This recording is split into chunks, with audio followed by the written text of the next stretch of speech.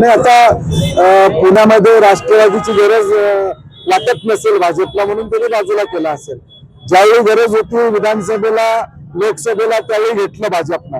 आता अजितदादांची गरज वाटत नसेल, त्यांना गरज संपली असेल.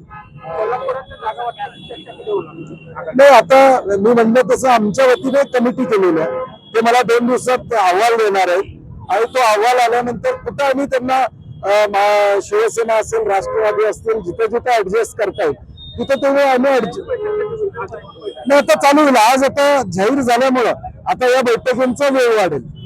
कोल्हापूर महानगरपालिकेत काँग्रेस असेल किंवा महाविकास आघाडी प्रमुख विरोधक कोण मानते? कारण आपण पाहतो की निवडणुका महायुती विरुद्ध महाविकास आघाडी होतील असं वाटतंय का तुम्हाला? कारण हसन मुश्रीफांना जागा कमी देण्याचा एकूण मी म्हणलं तसं पुन्हा असू दे कोल्हापूर असू दे राष्ट्रवादीची गरज त्यांना संपलेली आहे आता. त्यामुळे फार त्यांचा विचार करतील असं भाजप किंवा शिवसेना करेल असं मला वाटत नाही. आणि आता सीट वाटपामध्ये ते स्पष्ट दिसेल.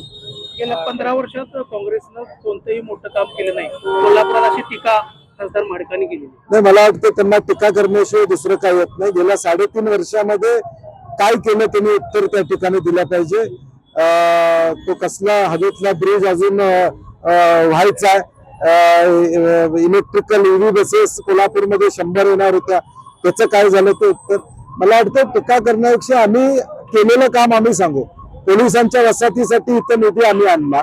थेट पाईपलाईन योजना ही कोल्हापूरपर्यंत आणण्याचं काम केलं. परंतु गेल्या 3.5 वर्षामध्ये या कोल्हापूर शहरामध्ये महायुतीच्या सरकारनं नेमकं काय केलं? 100 कोटीचे रस्ते आले, परंतु त्या रस्त्याचा दर्जा तुम्ही सगळ्यांनी बघितलेला आहे. सर्किट बेंचने त्याची दखल घेतली म्हणजे काम किती चांगलं आहे हे दिसून येते.